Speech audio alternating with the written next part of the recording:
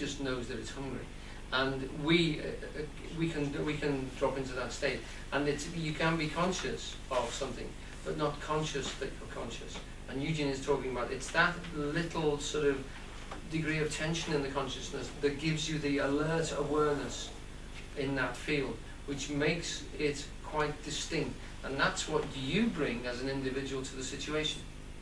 And that's one of the things that Tolle says, well, when you do that, and you're consciously conscious of an object, the object responds.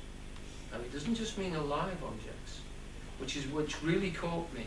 Because ever since I was a child, I could get fascinated by inanimate objects. They would, I used to have totem objects. They call them fetish objects now without going into the seamy side of fetishism.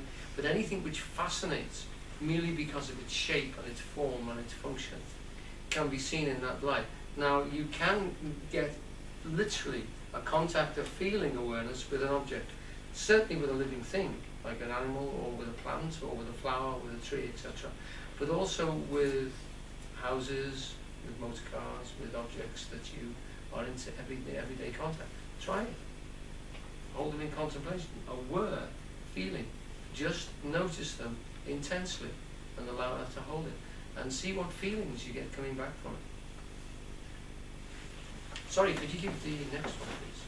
Moving rapidly on. As you listen to the thought, you feel a conscious presence, your deeper self behind, or underneath the thought, as it were.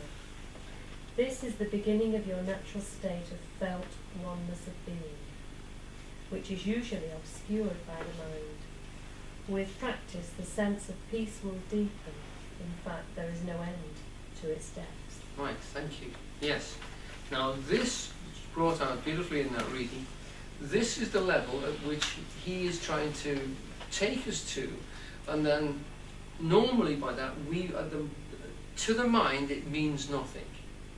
So after a couple of seconds of it, we move off onto what we're going to be doing next, or what could possibly be on television, or look out the window, see what's going on. We distract ourselves, as T.S. Eliot says in the Four Quartets, we distract ourselves from distraction by distraction. We literally will not allow the mind to just settle, to get down into that substratum,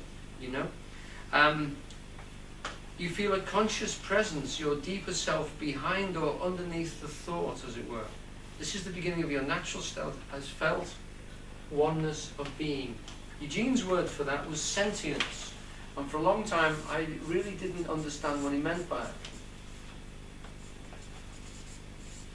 He's talking about the feeling of being. And he anchors it, first of all, in his talking, and Tolle does the same thing. We'll do a little bit of this later on. Feeling the body. Experiencing yourself as a being in this room, here and now. Okay? Now, if you feel yourself to be here, you're not thinking for that few moments. You might take it off on a riff about thinking about how you're feeling and the shape of your hands, etc. But you can stay with the pure feeling. Now that is the thought underneath, the feeling underneath the thought. That is sentience or sentiency. That is the root, if you like, the anchor of who you are. Now, Tolle says that is the closest as you will get to being able to define yourself. Because if you move into thought processes, you limit that into a form, and you're not a form. You're a process, you're an energy process, and that's what you feel like, and that is you. If you go beyond that backwards, you go into the no thing that made everything. If you come forwards into the world, you become you as a form, and you get trapped in those things again. So going back into the sentiency is taking you towards the source, away from the world.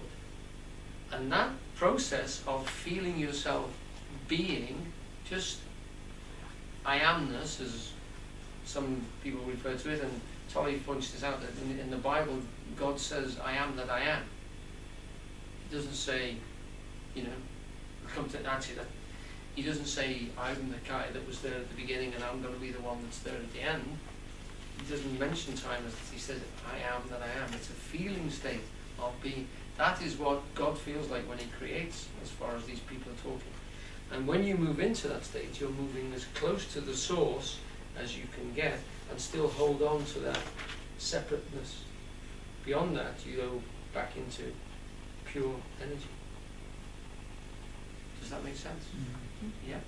Okay. I'm not asking that you swallow it, but do you understand, if you like, the process of describing the state? And sentience then becomes terribly important, because if you can stay with that, the idea of an ego, of a concept of yourself, of a life story that you can tell to somebody, or a shape you can recognize in the mirror, becomes not meaningless as ludicrous. Because this thing is such a limited thing compared to who you are, who we all are. You know?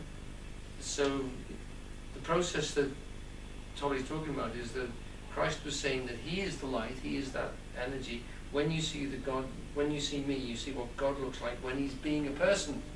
You know, you see the Almighty made manifest when you look at me. And he's actually saying he's representing that. But so are we. We're all brothers and sisters of him. We're all capable of doing that. Just that we aren't bothering to do it just yet. You know, but it's there as a route. It's there for us to tap into if we choose to. And the process of doing it is going in through sentience. That body awareness is terribly important. Two more yet before we move off this section. Would anyone like to read the next two, or one off? Or yes, please, again. Thank you. To become conscious of being, we need to reclaim consciousness from the mind. It will free vast amounts of consciousness that had previously been trapped in useless and compulsive thinking. Yeah, this is something which is worth writing down and just, because thought is incredibly wasteful of energy.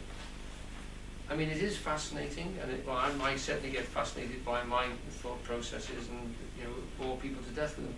But when you realise just how little it does, and how it seems to stifle change rather than generate it, and there's nothing that can't be talked about for hours and get absolutely nowhere. And unfortunately, in terms of philosophy and the self-help business that most of us have actually had something to do with, as a client or as a practitioner, you have to be very, very careful of the amount of verbiage that you can produce around simple points. Would you like to read the next one too, please, if you want? When we talk about watching the mind, we are personalising an event that is truly of cosmic significance.